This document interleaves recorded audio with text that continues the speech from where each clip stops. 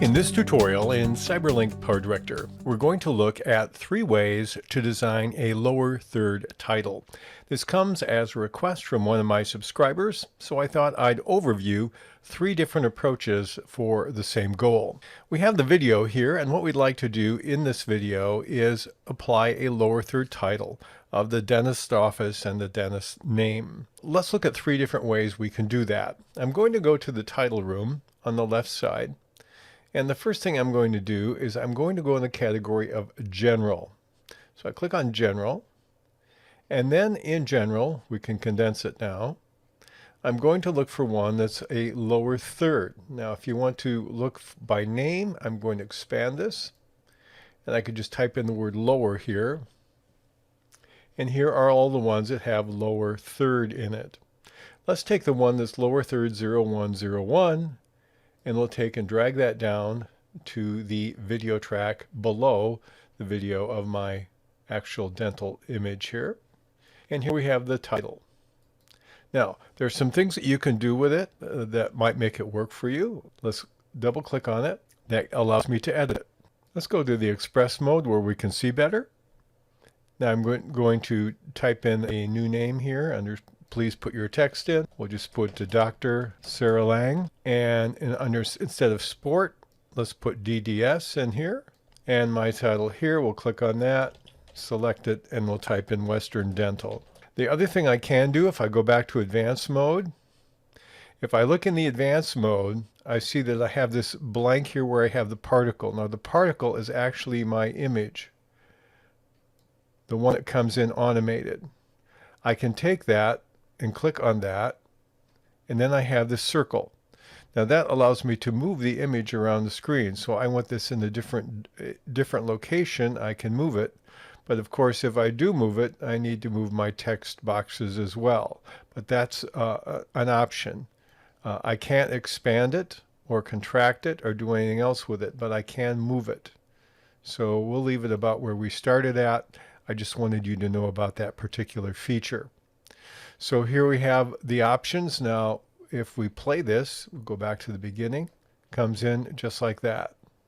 Now we can change the way in which the text emerges. And if we look at the animation on the doctor's name, we can change that. I'm going to highlight this, go to animation, and we'll do our in animation. And we see right now it's on this option here. I can change it, for example, to a wipe right, and the name will appear in a different way. I can do the same thing for the title. Any text that I have here, I can change the in or out animation. I can change the characteristics of the text in terms of font size, font family, font color, shadow border, all those kinds of things are available to me inside this. But I basically have to work within the structure of this particular graphic here. And let's click on OK, and then we'll play it with virtually no modifications, and here's what it looks like. So that's how you can use this in this particular case. It's not a bad lower third. Let's look at another option for this. Another option, I'm going to go to another subcategory in titles called Motion Graphics. And then in Motion Graphics, I have a host of them available. I think I'm going to take 037, which is close to the one I'm looking for. This one here. Let's take this and drag and put this down over here. And if we play this, we're going to see the default PowerDirector and then by CyberLink. We can double click on that as well. And then we can change this when I get to title. I find it easier to edit up here for PowerDirector. I'll call this Western Dental. And then if we get to the other title, by CyberLink, now we'll change this to Dr. Sarah Lang. And there isn't much we can change. We can change the color. We can change the font family. We can't change the font size. We can expand the entire title by dragging on it and making it larger or smaller. But we don't have nearly the editing flexibility that we might have in another kind of setting. So that's the second option. You can use something that you find in the Motion Graphics title segment. And if we play this one here, we're going to see a very different kind of lower third. It's got animation, and you're limited to the design of that. Let's take a third way in which to do this. And I'm just going to go back into my title options, and I'm going to take text only. And we'll do the default my title. Now this takes a little more work, but I think you'll see it gives you a lot more options in terms of getting anything you really like. So we'll take the my title and we'll double click on it.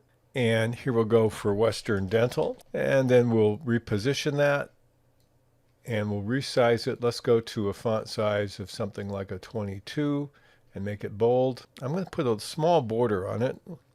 Let's make a border, and let's take the border color and we'll use a black border and click on OK. Let's make it smaller. Let's go down to something in the 2 area. Okay, so there is my border. Now I want to use a backdrop. So if I click on backdrop, if I click on solid color backdrop, that will give me a backdrop. Now you notice the default normally is that it is opaque. It's 70%. If I turn all the way up, there I see the full color. We can use this color or pick any other color we like. Let's pick something in a reddish brown. And so we'll move the title and the border moves with it. Now if I don't want the lower third border to be all the way across the screen, I have another option. I can choose to fit with title. And if I want it longer on either side, all I need to do is move to my text and enter spaces. And I can make it as wide or narrow as I want. And I can use a curved rectangle, or I can use a non-curved rectangle on the corners. So there would be my Western Dental.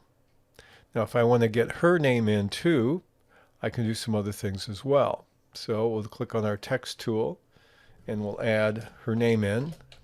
And let's make it smaller. We'll change the font size for her name in contrast. Let's make it maybe an 18 and move down here. And I can likewise add a backdrop to this. And we'll also have to add the opacity back to 100%. I cannot add an animation if I have a backdrop, because if I do that, it will remove the backdrop. It can have one or the other. But I can emulate an animation by doing some keyframes. So I can take, for example, the position of this element here, the dental title. Let's start out and set a keyframe at the left, and we're going to move in a bit. Let's move in about a second, and I'll set another keyframe. I'm going to go back to the first keyframe. I'm going to take my object and drag it to the left. So now when we play this, we're going to see the backdrop and the title move in, which is not a bad effect. Then I can take the other title that I have here, her name, and I can do the same thing if I want. Or I can do something else. I can make it perhaps fade in. We'll wait till the Western Dental is in here, and then I can make it all of a sudden appear, or I can even add a opacity value to cause it to fade in. Let's do that. We'll take our opacity value, set one here, and we'll move in just a little bit and set another opacity value. Our text here, we're under Object Settings. Opacity is 100%. That's where I want it there. I'm going to move back to use a left arrow, and I'll start out with opacity of 0. So it'll fade in her name along with this bar. Let's see if that works. We'll go back to the beginning. Now we've got motion bar coming in and then her name popping up that way.